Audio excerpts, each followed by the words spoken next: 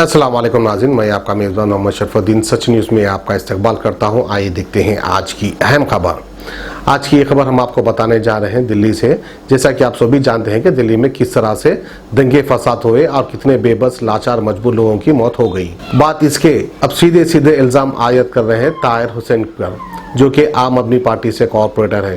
ताहिर हुसैन की हकीकत में दंगा फैलाने की कोशिश करे या ताहिर हुसैन अपने आप को बचाने के लिए छत के ऊपर से पतंगबाजी करे, इसका अभी खुलासा होना बाकी है।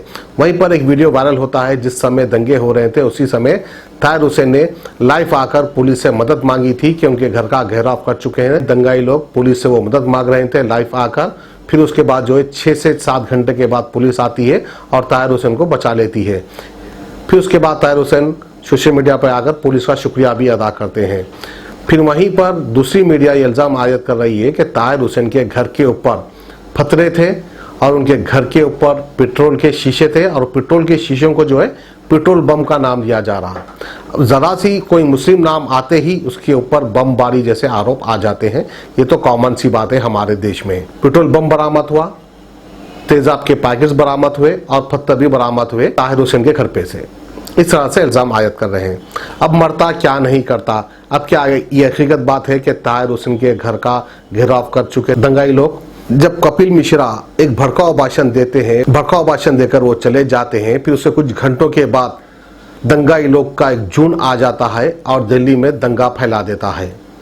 और जो कपिल मिश्रा के पीछे खड़ा था एक गोरा घुमटा लड़का जिसके चेहरे पे दाढ़ी थी और उसके बड़े बाल थे, वो तो सरेआम खुला रिवॉल्वर निकालकर शूट करता है, पुलिस के सामने शूट करता है, जिसमें से कई लोग की मौत हो जाती है। और पुलिस के सामने आकर पुलिस के छाते पर रिवॉल्वर रखकर कहता है कि तू पीछे हट जा। इन लोगों को पर्दे में डाल रही है गोदी मीडिया, इन लोगों का खुलासा नहीं कर रही है। अब इसको हम आतंकवाद का नाम देते हैं तो उसका नाम फौरन बदलकर उसका नाम शाहरुख बताने की कोशिश करते हैं। यानी जिस किसी की भी हाथ में पिस्टल आ गया वो मुस्लिम हो गया, जिस किसी की भी घर में से शीशे में पेट्रोल निकल गया तो वो बम हो गया। इस तरह का काम करती है गोदी मीडिया। खैर, मैं ये तो नहीं कहूँगा कि ये हिंदू की तरफदारी करो या मुस्लिम की तरफदारी करो, चाहे गलती जो भी करे उनको सजा मिलनी चाहिए। वो चाहे आम आदमी पार्टी से हो या वो चाहे बीजेपी पार्टी से हो, वो चाहे कांग्रेस पार्टी से हो, लेकिन खुसूसी टारगेट बनाया जा रहा है ताहिर हुसैन को। अगर हकीकत में ताहिर हुसैन इस तरह की गलती करते हैं तो उनको भी सजा मिलनी चाहिए। उनके पड़ोस में एक नौजवान मर जाता है इन दंगों में, जिसका नाम बताया गया अंकित शर्मा।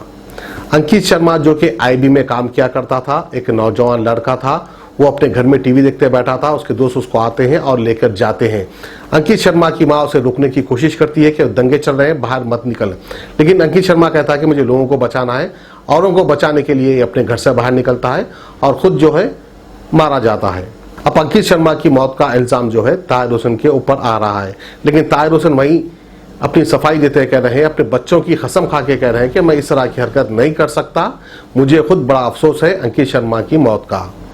तो बहरहाल देखिए, कई दंगाई आते हैं, 100 की तादाद में आते हैं, जिनकी शिनाख्त तो गोदी मीडिया नहीं कर रही। एक ताहिर हुसैन की शिनाख्त कर कर बार बार उनको दिखाने की कोशिश कर रही है। तो बहरहाल अरविंद केजरीवाल एक प्रेस मीट मुनक़िद करते हैं और कहते हैं कि मरने वालों को 10-10 लाख रुपए दिए जाएगा और जिनके मकान जल चुके हैं उनको 5-5 लाख रुपया दिया जाएगा, और जो मकान में रेंटेड थे यानी किराएदार थे उनको 1 लाख रुपया दिया जाएगा और मकानदार को 4 लाख रुपया दिया जाएगा।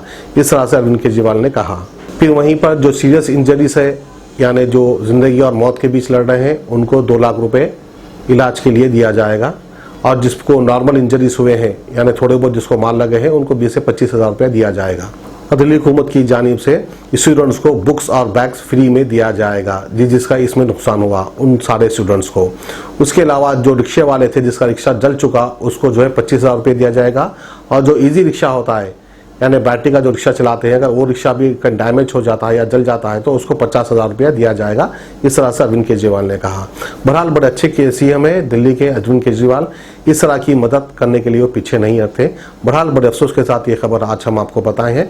हमें दीजिए इजाजत, खुदा हाफिज। A1 टाउनशिप की एक और नई पेशकश, जहांगीर पीर दरगाह से 2 किलोमीटर पहले मल्टीनेशनल कंपनीज के करीब, जो कि बिल्कुल आबादी से लगा हुआ, बेंगलोर हाईवे से सिर्फ 5.5 किलोमीटर, बीटी रोड से लगा हुआ, तमाम डेवलपमेंट के साथ 5,50,000 में 100 गज का प्लॉट। A1 टाउनशिप में आपका ये छोटा सा इन्वेस्टमेंट आपका और आपके बच्चों का मुस्तकबिल बदल सकता है। आज ही तशरीफ लाएं और A1 टाउनशिप के इस प्रोजेक्ट से फायदा उठाएं। Office at pillar number 235 opposite fisheries department, Rajendra Nagar, Hyderabad.